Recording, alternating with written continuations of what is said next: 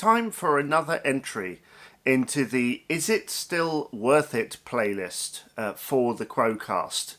If you're new to this playlist, I've done one video so far, and basically I take a look at compilations, DVD releases, and other Quo merchandise, and I ask the question, is it still worth it? Is it still worth picking up if I happen to see it, or if it's reissued in any way? Is it still worth my time, or is there something better that's come along in the meantime?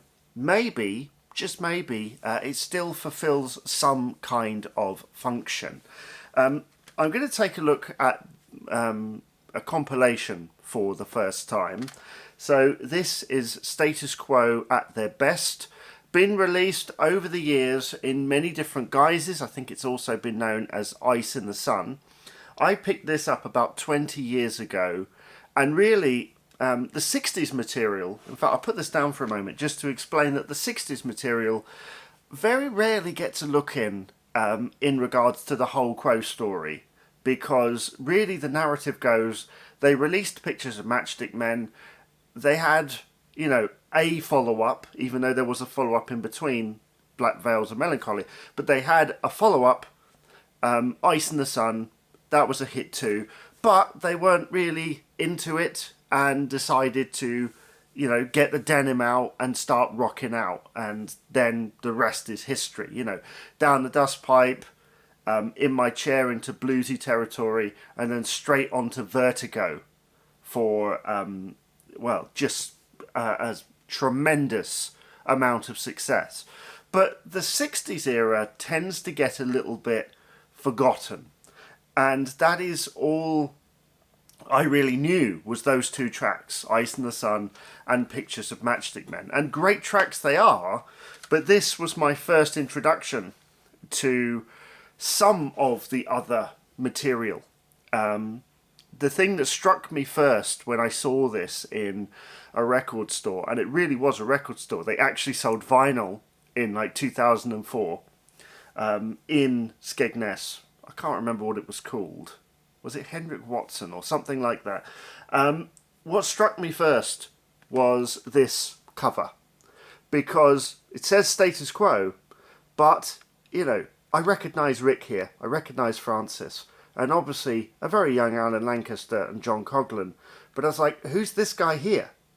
Right? I wasn't entirely aware of basically the beginnings of everything. I'd watched documentaries, let's say, but I was quite young when I saw them, and, you know, I grew up in an era where Rhino was there, and Jeff Rich and Andy Bowen, obviously.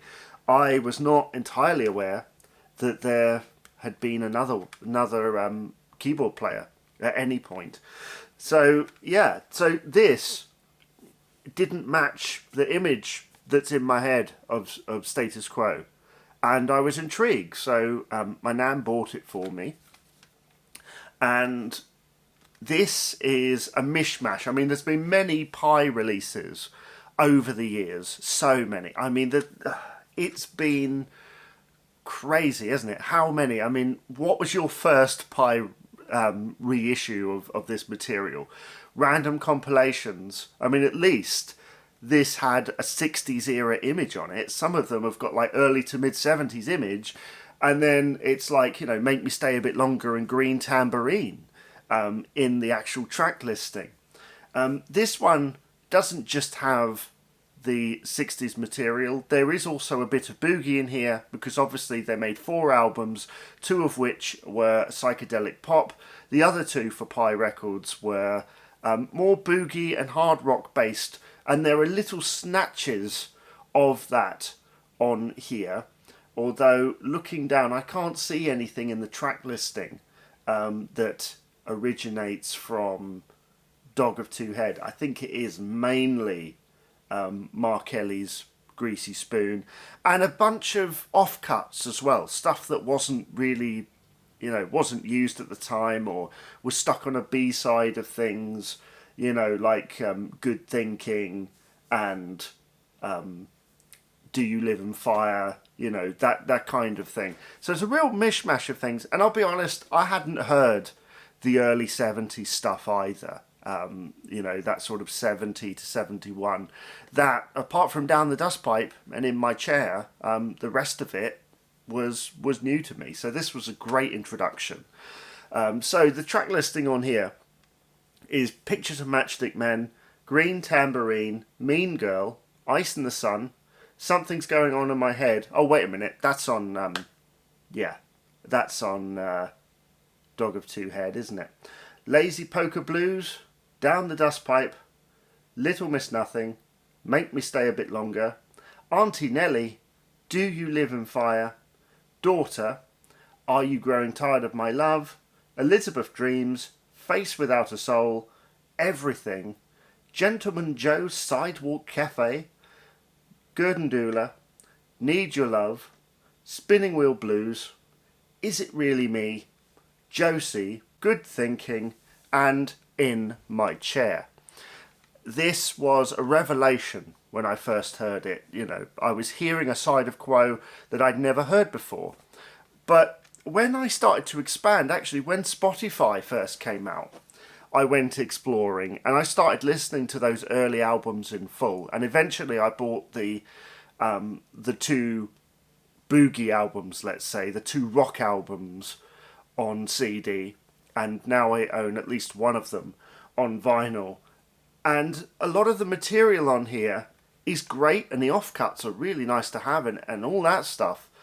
But I found myself preferring some of the material, some of the better material, in my opinion, was on those albums. This was a good taster, but the albums, I mean, there is an argument that sometimes there's no substitution for the albums, is it really? Because this is kind of just a mishmash of tracks, although a good introduction. As for if it's still worth it, well, from my perspective, I've just bought this fabulous box set, Status Quo, the early years, 1966 to 1969. I shall review that at a later date. That has all of the 60s material on it. You know, even the kind of B-sides and the offshoots and the outtakes and live performances and everything. But my journey in 60s Quo did start with this. And so let's ask the question, is it still worth it? I think if you wanted to introduce somebody to the concept of 60s Quo, when they give that old argument of it all sounds the same, or, you know, it's oh no, they just go da da da da da. This is a good introduction, because there is a bit of that. There is a bit of that. I love Spinning Wheel Blues. Like, it's a great bluesy number. It's in that mould, but it's also not in that mould. There's something very pure about it, because it's from an era when they were experimenting with different things. Personally, from that album, I'd probably suggest Lucky Lady or Shy Fly as like a, you know, Quo songs don't all sound the same. But if you want something that sounds similar, but not as kind of cut and dried, I guess, as later, then that's definitely the thing to go for. Hearing like cover versions, Green Tambourine, etc., great stuff. If you're introducing someone to their music, this has a lot of the excellent stuff from the Pi era that would be a good introduction to them. Even in the car, I think if I wanted to pick up a Quo CD that was kind of a mishmash of everything, if I didn't want to burn my own or whatever I do, you know, or use my MP3 player if I've still got one, or my phone or Spotify or whatever, if I haven't got access to any of those things that we've all done over the years, then this would be quite good for my, you know, for listening in the car with my son or whatever, because there's some decent material on here. Also very good for completists. I'm going to say that a lot with this Is It Worth It? Is It Still Worth It playlist.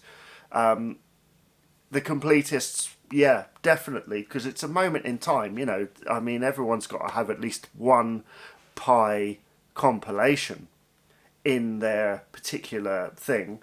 But for the, I don't know, if you've got the albums, I don't think you need this. I think you'll probably make your own playlist. You'll probably just want to stick with the albums as they were originally intended. What do you think of this compilation? To use the phrase at their best, it's probably the best of the Pi era material, I guess, although Black Veils and Melancholy isn't on there.